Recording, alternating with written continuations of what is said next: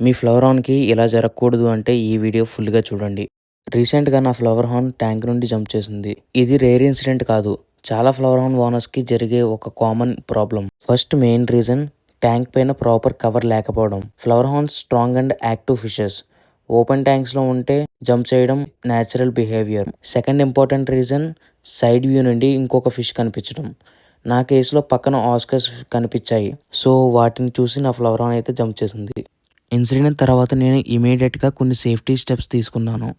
Water level తగ్గించాను. 24 hours food ఇవ్వలేదు. Sponge filter flow slow చేశాను. హీటర్‌ని 28-30 డిగ్రీస్‌లో స్టేబుల్‌గా పెట్టాను. ఈ స్టెప్స్ అన్ని ఫిష్ స్ట్రెస్ తగ్గించడానికి. స్ట్రెస్ కంట్రోల్ అవుతే ఫిష్ రికవరీ బెటర్‌గా ఉంటుంది. మీ ఫ్లవర్ హార్న్ సేఫ్టీ కోసం ట్యాంక్ పైన proper cover compulsory. Side view stress ఉండకుండా opaque sheet or background use చేయండి. ప్రివెంటేషన్ అనేది ట్రీట్మెంట్ కన్నా చాలా ఇంపార్టెంట్. ఈ ఇన్ఫర్మేషన్ మీ ఫ్లవర్ హార్న్ సేఫ్టీ కోసం నెక్స్ట్ వీడియోలో నా ఫ్లవర్ హార్న్ ఎలా ఉందో చూపిస్తాను. అంటిల్ దెన్ ఫాలో మీ.